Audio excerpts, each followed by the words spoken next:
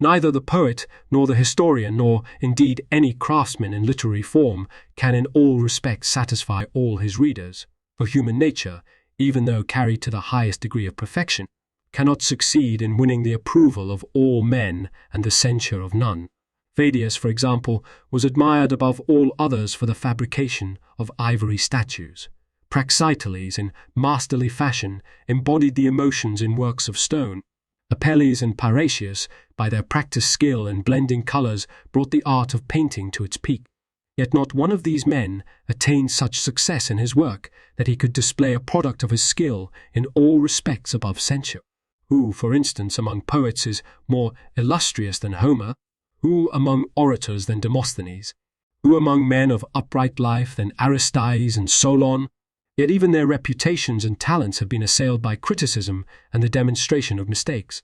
For they were but human, and though they achieved preeminence in their professions, yet through human frailty they failed in many cases.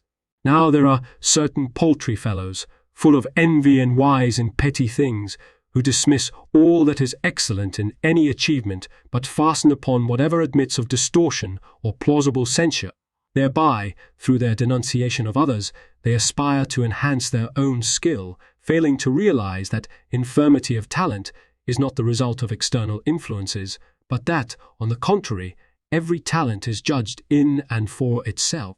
We may well marvel at the industry which such foolish minds expend upon trivialities in their attempts to win a good name for themselves by reviling others. It is the very nature of some people, I think, to be stupidly mischievous, just as it is the nature of frosts and snow to blast fine young crops. Indeed, just as the eye is dimmed by the dazzling whiteness of snow and loses its power of exact vision, so there are men who neither will nor can themselves achieve anything of note, and who therefore, of set purpose, disparage the accomplishments of others. Hence, men of good understanding should award to those who, by diligent efforts, have won success, the praise due to excellence, but should not carp at the human frailties of those whose success is small. So much, then, for those who make a practice of evil-speaking. Hannibal was a born fighter, and having been reared from boyhood in the practice of warfare, and having spent many years in the field as the companion of great leaders, he was well versed in war and its struggle. Nature, moreover, had richly endowed him with sagacity, and since, by long years of training in war, he had acquired the ability to command, he now had high hopes of success. As a countermeasure to the shrewd policy of Fabius, the dictator Hannibal challenged him again and again to open combat, and by taunts of cowardice sought to compel him to accede to a decision by battle. When he remained unmoved, the Roman populace began to criticize the dictator, called him lackey, and reproached him with cowardice. Fabius, however, bore these insults calmly and with self-possession. Like a good athlete, he entered the contest only after long training, when he had gained much experience and strength. Once Minucius had been worsted by Hannibal, everyone decided after the event that his total failure was the result of folly and inexperience, but that Fabius, by his sagacity and his ability as a strategist, had shown throughout a prudent concern for safety. Menodotus of Perinthus wrote a treatise on Greek history in 15 books. Silas of Elis wrote a history of Hannibal in 7 books. The Roman legion consists of 5,000 men.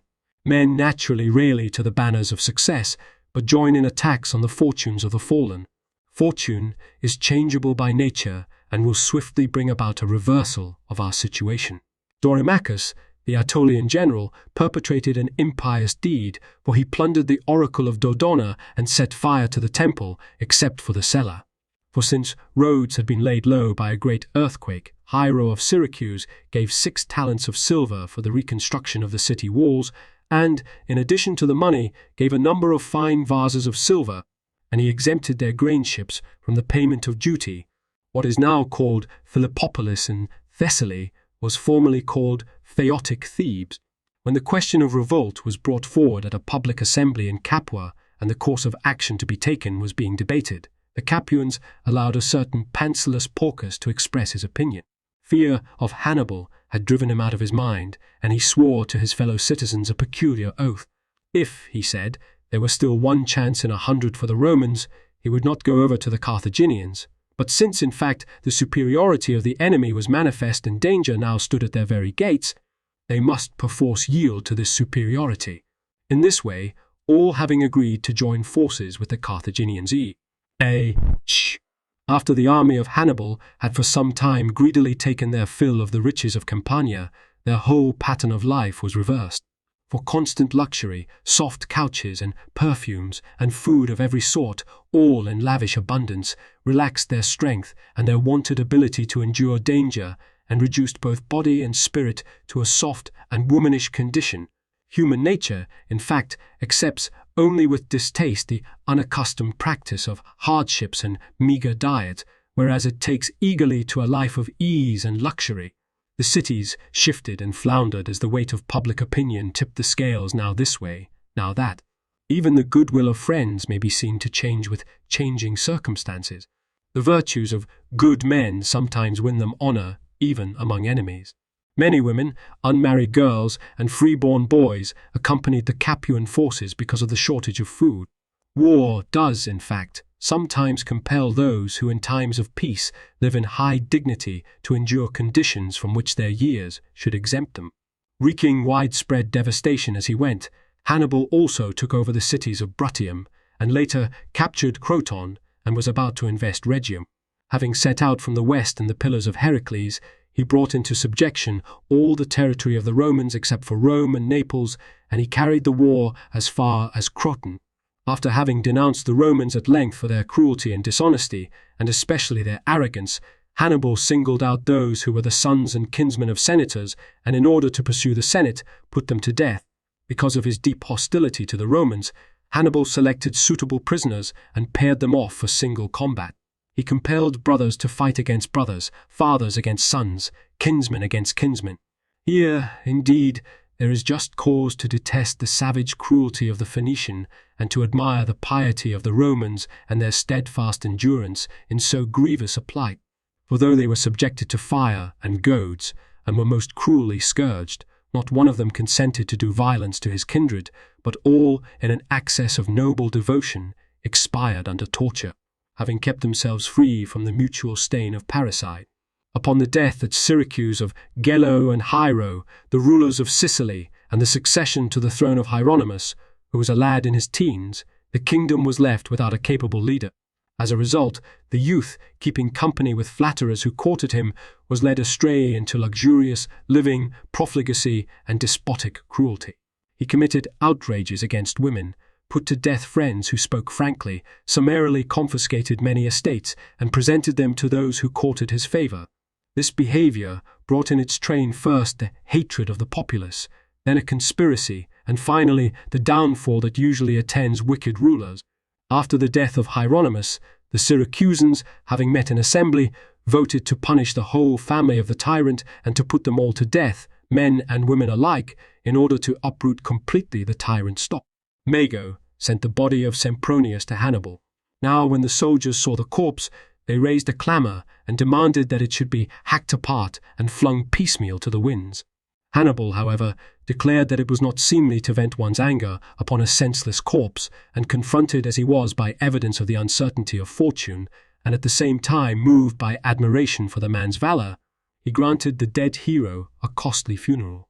Then, having gathered up the bones and bestowed them decently, he sent them to the Roman camp.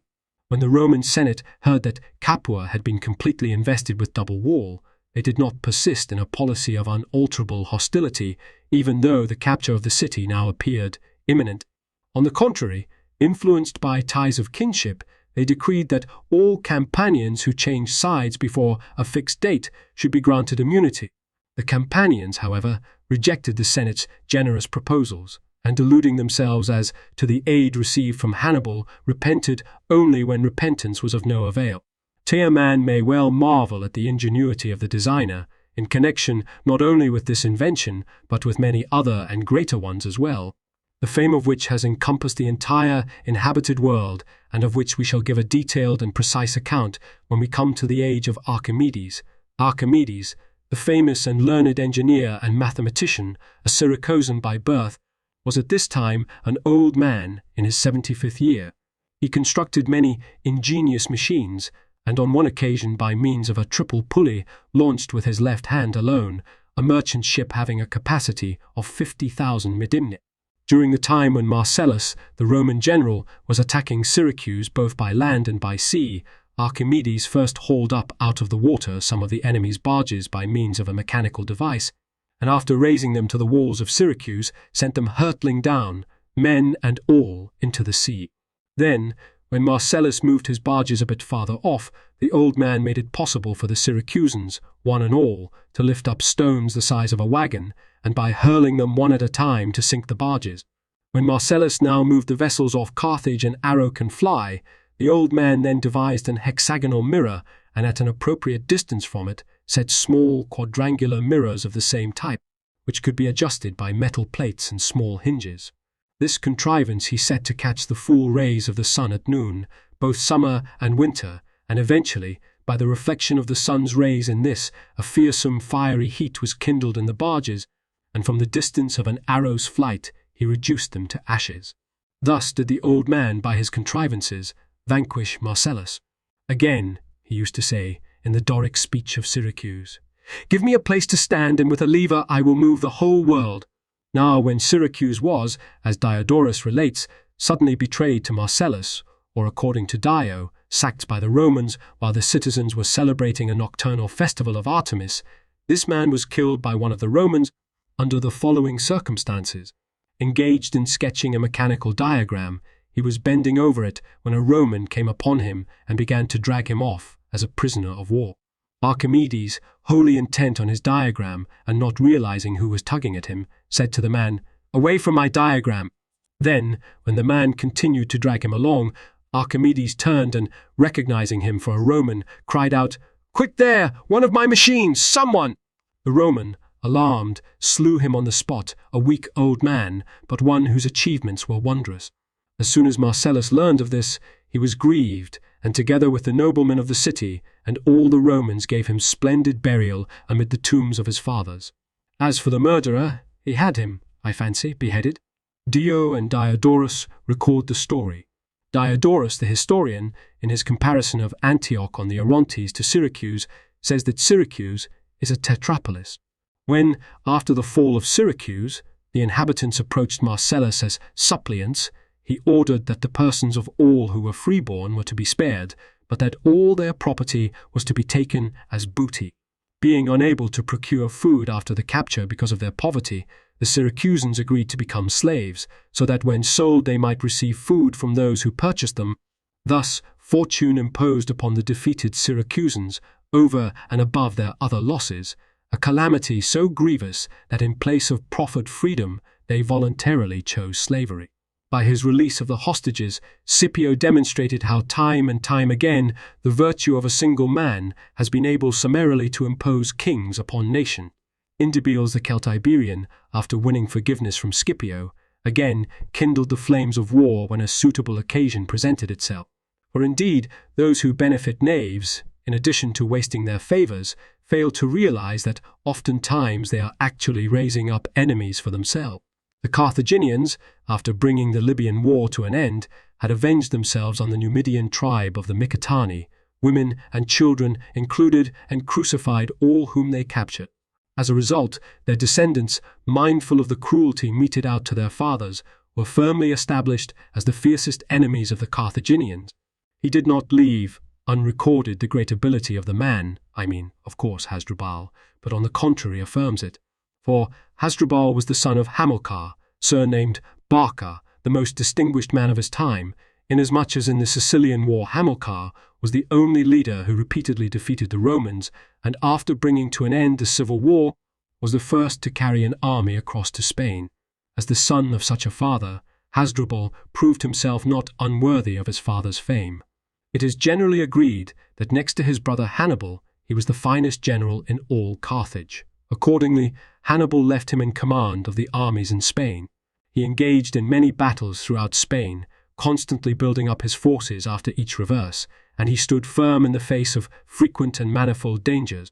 Indeed, even after he had been driven back into the interior, his outstanding personal qualities enabled him to bring together a large army, and contrary to all expectations he made his way into Italy. If Hasdrubal had enjoyed the assistance of fortune as well, it is generally agreed that the Romans could not have carried on the struggle simultaneously against both him and Hannibal. For this reason, we should estimate his ability not on the basis of his achievements, but of his aims and enterprise. For these qualities are subject to men's control, but the outcome of their actions lies in the hands of fortune. The Lorb editor's notes, one or, excepting the emendation of Worm, failing to realize that every talent is judged not by the infirmity of others, but by its own soundness. 2 Key, Fabius Maximus, chosen as dictator after the Roman disaster at Trasimene. His policy of studied inactivity won him the abusive title of cunctator, which only later was converted into a term of praise. 3 Literally pedagogue, because, it was said, he followed Hannibal about like the slaves who escorted children to and from school. C.P. Plutarch, Fabius 5. Or Suidas refers this to Fabius. 5m. Minucius Rufus, Magister Equitum, and then co-dictator with Fabius. He was saved from total disaster only by the intervention of Fabius. Seep. Polybius 3.104, 105. 6 for Menodotus, Key. Jacobi 4, no, 82. For Socilus, no, 176, and for a discussion of his ethnic Keol Philologus, 87, 1932, 263, 264.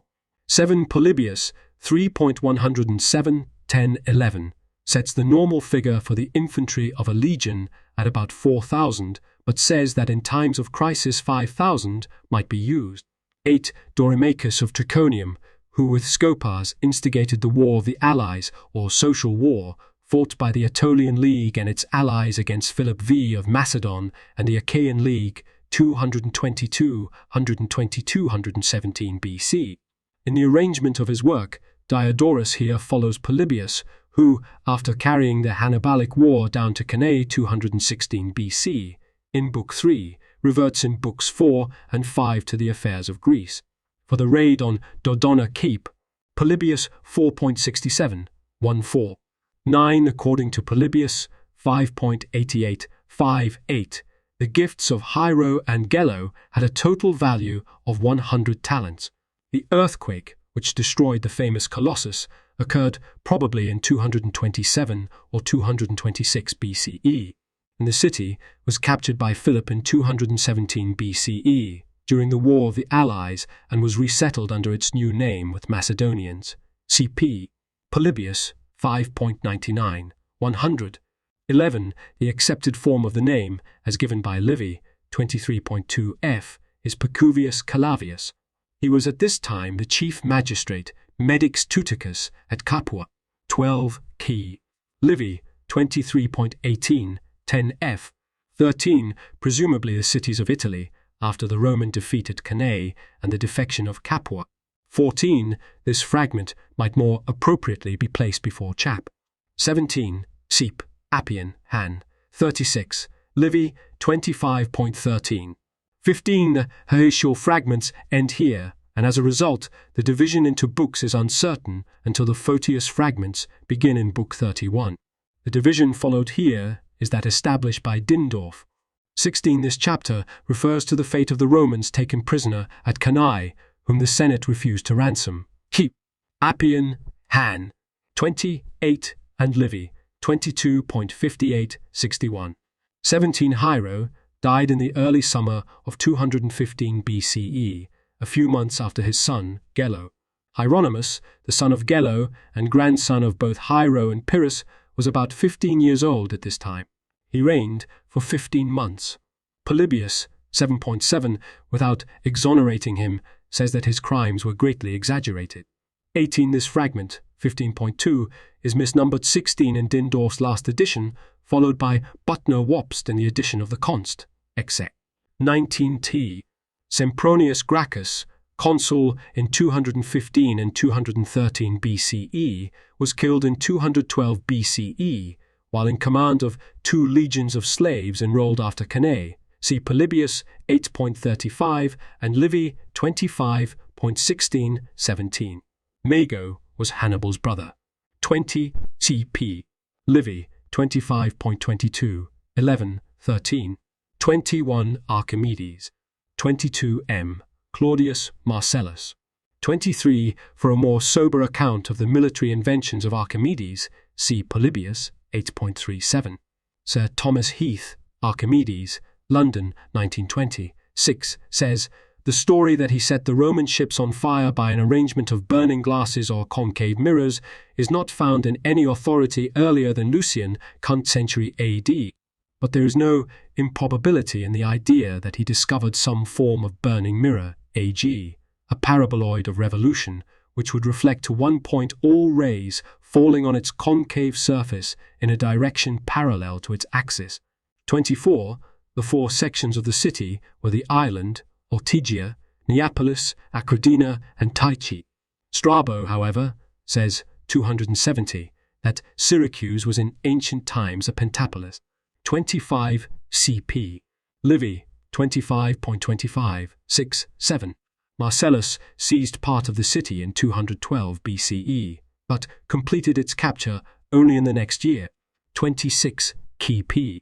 The complaints of the Sicilians preferred against Marcellus in 210 BCE, Livy, 26.29, 30, especially 26.39, 10. 27 P. Cornelius Scipio, the great Scipio Africanus, who at the time of his appointment to the command in Spain was only 25 years old. Torn from its context, the sense of the present passage is not certain, and the Greek is perhaps corrupt. The hostages are probably Spaniards held by the Carthaginians, whom Scipio released after his capture of Nova Carthago in 209 BC. By this and other diplomatic acts, Scipio won over a number of native princes, whose willingness to recognize him as king the Roman general rebuffed. CP. Polybius, 10.38 and 40. 28. A chieftain of the Illageti, a people north of the Ebro, who with his brother Mandonius had come over to the Roman side after the capture of Nova Carthago. For the revolt, see Polybius, 11.31, 33, who calls the chieftain Andibales. 29, that is, the mercenary war, Cup. Above, Book 25.26. 30, Polybius, whose encomium of Hasdrubal is given in 11.2. 31, the mercenary or Libyan war, Book 25.26, repeatedly called Amphiolios by Polybius. 32, where he met his death at the Battle of the Metaurus. The previous next to images with borders lead to more information. The thicker the border, the more information. Details here, up to Diodorus, classical texts, Lacus Curtius home, a page or image on this site is in the public domain only if its Earl has a total of 1 asterisk. If the Earl has 2 asterisks, the item is copyright someone else and used by permission or fair use. If the Earl has none, the item is C. Bill Thayer. See my copyright page for details and contact information. Page updated, 10D16.